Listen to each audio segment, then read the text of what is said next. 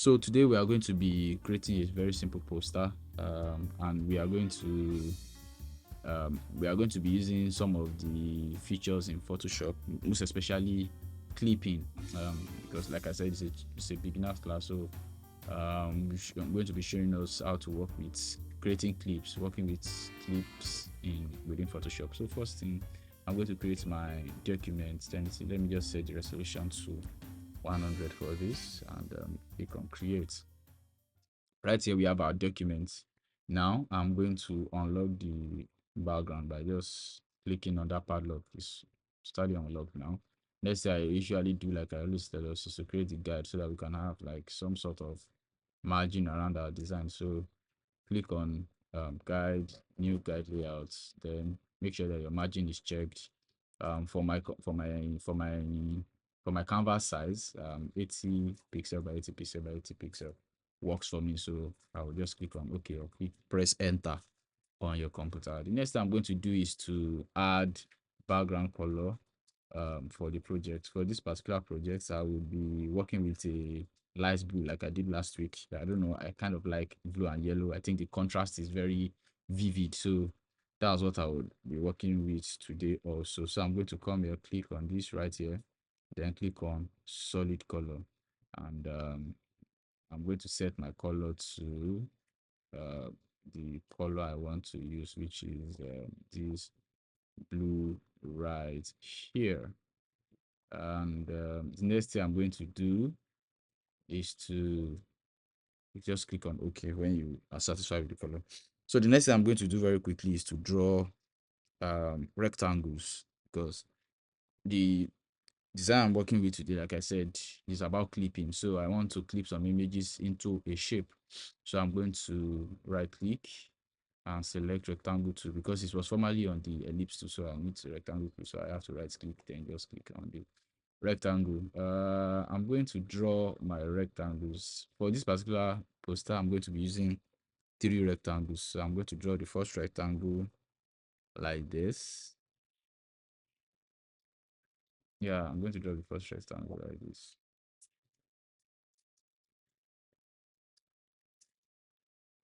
And this particular rectangle, I'm going to duplicate it and take it to the middle, right? Like this. Then uh, I believe you still remember how to duplicate. So I'm going to duplicate it one more time. Hold down my Alt, still on the move to, make sure you're on the layer you want to duplicate. Hold down your Alt key, click and drag. Then I'm also holding down my Shift so that it can move on a straight line, like so. So these 3 images they have equal distances, because I have smart guides. I have under my view, I have smart guides activated. So that's why you can see all those purple lines that you are seeing, right? So it's because my smart guides are they are activated. Right? So that's why. So but just to be sure, I want to make sure that the distance between them is the same. Just to be sure, you can just select all the layers. So this is the topmost layer. This is the layer below. Hold down your shift and click. Then select all 3 layers, right? So I'm going to use this my distribute. Don't forget that I'm still on the move tool. So I'm going to use this my distribute button, right? Then so you can see that it's already at the same distance. So I'm okay with that. Next thing I'm going to do is that after, don't forget I still have the 3 layers selected. I'm going to press Command G to group everything. If that's for Mac, if you're on Windows, that will be Control G. So I have this group. So let me just rename this group as rectangles. Double click on the name, then rectangles, right? Now something I want is that I want these 3 rectangles to extend to the edge, and currently you can see that I don't have it extended to the edge. So the next thing I'm going to do is to um transform it, then extend it to the edge. But before I do that, I want to hide these guides. I want to hide the guides. So in order to hide your guide, you can press command and semicolon on your keyboard. If you're on Windows, that will be control semicolon. It hides the guys. If you want to bring it back again, you can press it again. Control semicolon on Windows, command semicolon on Mac. So it's makes your guide visible or hide it. So yeah, next thing I want to do is to extend it to the edge. How do I do that? Very simple. Command T or Control T if you're on Windows. Then you would extend it, just extend it to the edge like this. Now, if as I'm extending, you can see that is increasing. It's not just increasing um the I want it to increase just the length alone, but I can see that it's increasing it proportionately. That's not what I want. So what I'm going to do is to hold down my shift when I pull it. Yes, this is what I want. So as opposed to it increasing proportionately, I can hold down my shift to make it just increase in a single direction, right? So I think I'm happy with how this looks. The next thing I'm going to do is to I will press enter to accept my changes. Next thing I want to do is to this particular rectangle in the middle. I want it to extend all the way to the top and also to the bottom. So I will make sure I select it. And I think I explained to us last week that if you right click on any area on your on Photoshop, it will give you a list of all the groups or layers that are on that pixel that you have just right clicked. So on right clicking on this, you can see this is the group rectangles, but this is the rectangle I'm interested in. So I'm going to click on that. Then I have it selected. So next thing I'm going to do now is to press Command T if you're on Mac or Control T if you're on Windows. Then I want to extend this all the way to the edge. But you can see that it's also moving proportionately, which is not what I want. In fact, I want it to move. Before I do that, I want to align all these rectangles to the center of my canvas before I even do that. So let me select the group again. Then I will hold down my control or command if you're on Mac and click the thumbnail to make this a selection. I think I told us that last week. So making this a selection, I want to align the group to the middle of the canvas. So I'm just going to select this right here, align, then it aligns it to the middle. Then yeah, I can now go ahead to do what I wanted to do before. Let me select the rectangle again, right click, then select. So after selecting it, I'll press Command T like I did before, or Control T if you're on Windows. Then this anchor point, now I want to extend it to the top, then to the bottom. But as I'm doing it, you can see that it's extending proportionately, and that's not what I want. So I hold down my shift to do that. Now I'm extending it up. I also want it to extend downwards, so I can hold down my Alt button. Can you see? On noting down my Alt, you can see that it's moving in opposite directions, right? So I'll just move it to the edge, and I have it like that. So once I'm happy with this, I click on my Enter to accept the change. So on doing that, the next thing I want to quickly do before I bring down my shape is to I want to reduce this one a bit. I feel it's too long. So I'm going to do the same thing. Right click, select the rectangle, Control T or Command T if you're on Mac. Okay. Yeah, select it. Then I will just click and drag. Don't forget I'm holding my shift and my alt key right now. So yes, I just want to reduce this a bit like that. So there I have it. Let me press my enter key. I also want to reduce this a little bit also. Control T or Command T. Then holding down my shift and alt, click and drag. Can you see my smart guide? My smart guide is showing me that those two rectangles are already level. So I want it to be on the same level. So I'm going to release it, then enter key. So another thing I want to quickly do is to move this rectangle a bit to the top. Excuse me, please. So click on the rectangle, move it to the top just a little bit like this. So by so doing, I have more space here. I have lesser space here. In fact, I want to move it a bit upward, a little bit more. So this is what it looks like. So the next thing I'm going to do now is to I think it's too much to the top. Let me just reduce it, bring it down a bit. Yeah. So the next thing I want to do quickly is to change the color. I want to these rectangles. I don't want them to be white. I want them to be yellow. So I'm going to change them individually like this. So double click on that thumbnail. Come to the yellow. This is the yellow I want right here. I'm going to select it. So what I'm going to do next is to also double click on this and select it with my color picker too. Okay. double click on this also and select it. So I have yellow rectangles instead of the white rectangles I had before. So the next thing I want to do is I want to import my image to Photoshop so that I can work with it. So it's a very simple process. There are different ways by which you can place your images in Photoshop, but one of the fastest and easiest way is to go to your file explorer. For Mac, that will be your finder. So navigate to your file explorer. I have the image downloaded already that I want to use for this project. Usually, I just go to the internet and copy the image I want to use. But for this one, um, I have it downloaded. So I will navigate to my downloads, right? So this is the image I want to use. Let me just drag down this my finder a bit. So you just click and drag your image to your canvas and just release it. Once you release it, it's going to automatically place the image on your going to place the image on your canvas. Can you see it? So it places it. So what I want to do now with this image is that I want to extend it all the way to the end of the canvas. So immediately you place it normally in Photoshop, it will come in as a smart object and it will place it as an image that is ready to be transformed. So you can decide to scale it up or scale it down.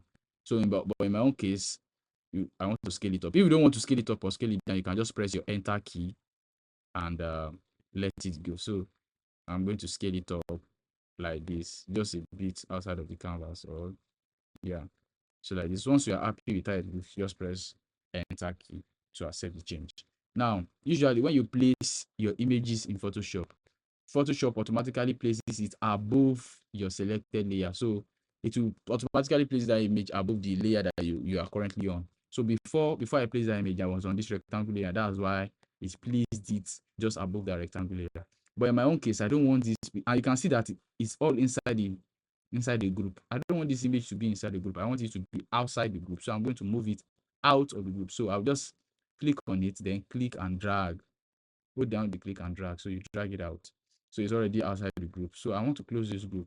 The next thing I want to do now is to clip this particular image into the shapes that I've drawn. It's a very simple process in Photoshop. There are different ways to go about it, but the very simple and fast way to go about it is that you come, you make sure that you make sure that the layer you want to clip, hmm, the layer you want to clip into the shape or into the object is directly above either the group or the shape you want to clip it into. Make sure that the layer you want to clip into it is directly above it, right? Just in the middle, see this line. Can you see this line between the layer above and the group? Make sure that your cursor is then there. You just hold down your Alt key. So once you press the Alt key, you notice that the palm icon changes to this particular icon. That is to say, it is ready to clip. So on doing that, so you just, once you are there, once you have it, just click. Once you click, it automatically clips into the image. So it clips into the image and you are good to go. So one quick thing I want to do is that I want this particular image to take the color of these shapes, right? Don't forget that the shapes are yellow in color. So I want this image that I have here to assume that color. One simple thing I can do is to come to my blending options, right? My blending mode right here. It's currently on normal. I can set it to overlay, or let me try uh for this. So you can either try overlay or soft lights. So let me leave it on uh overlay for now.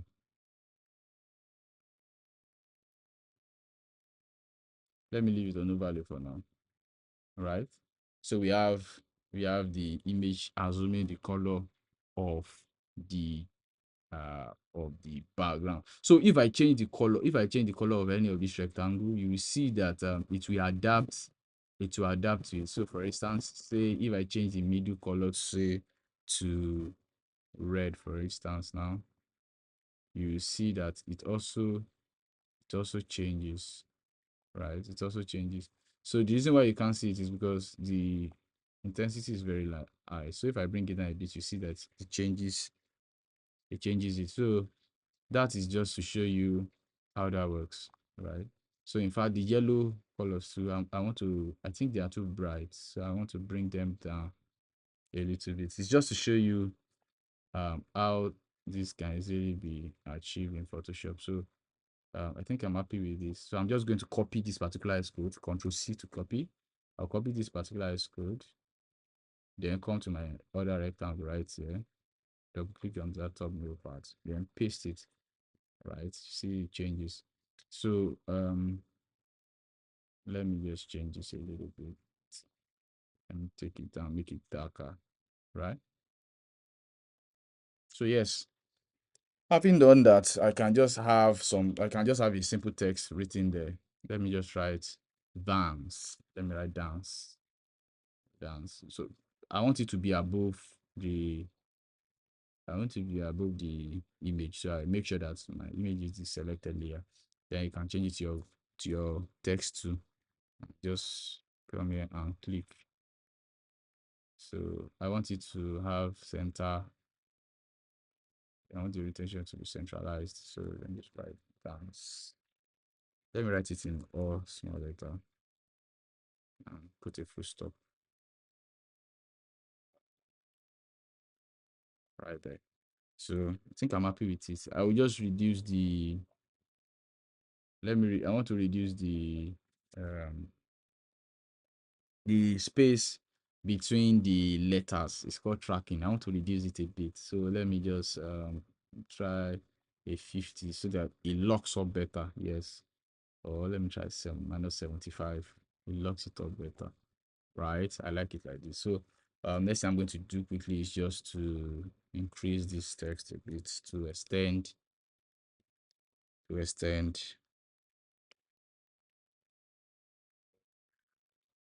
like this. Right. So I think my font is too thick. So I want to change it just to a bold instead of black. So take it bold.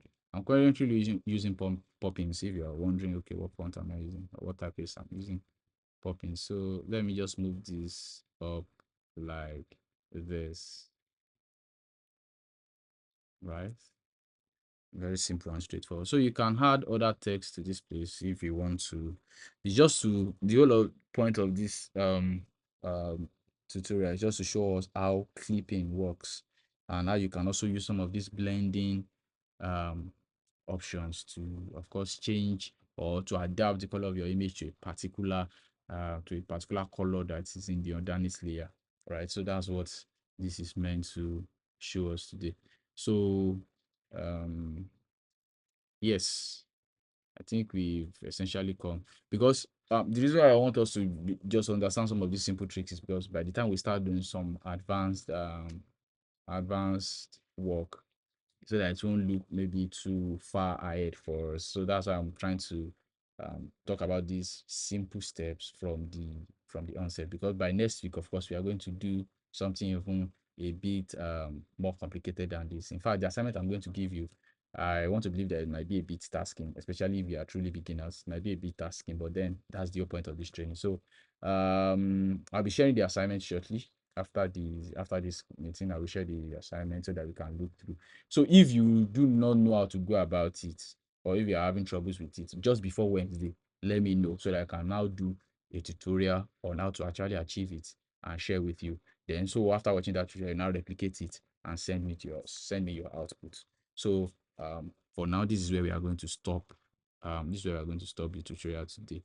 Before I finish, let me just add texture. You know, I always like to add texture to my project anytime I work on it. So I taught us how to add texture last week. It's a very simple process. I will hold down my Control, Shift, and N. If you're on Mac, that will be Command, Shift, and N together. To bring out this dialog box. So you can call it noise texture.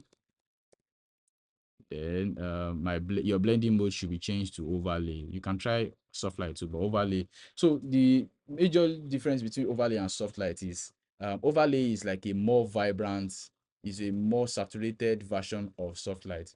So soft light is like overlay, but in a more subtle way. So overlay has more vibrance, more saturation than soft light blending mode. So after make sure that this fill with natural color is selected. What this fill with natural color essentially does is that it fills that layer with gray, with 50% gray. So, and it's very important for your noise texture if you are going to achieve it. So just click on OK. Then I'll come to my filter, come to noise, come to add noise, here. For my resolution and my canvas size, 10 is okay. Make sure that you're on uniform, and make sure that monochromatic is selected. And make sure that your preview is selected also, so that you can actually see, that you can preview the changes on there. So I'll just click on OK and to apply the texture. So I will just reduce it a bit to about 50, because I feel that 100% is too much. So I will reduce the opacity to 50, and I think I'm good with this. So let me hear from us if you have any questions.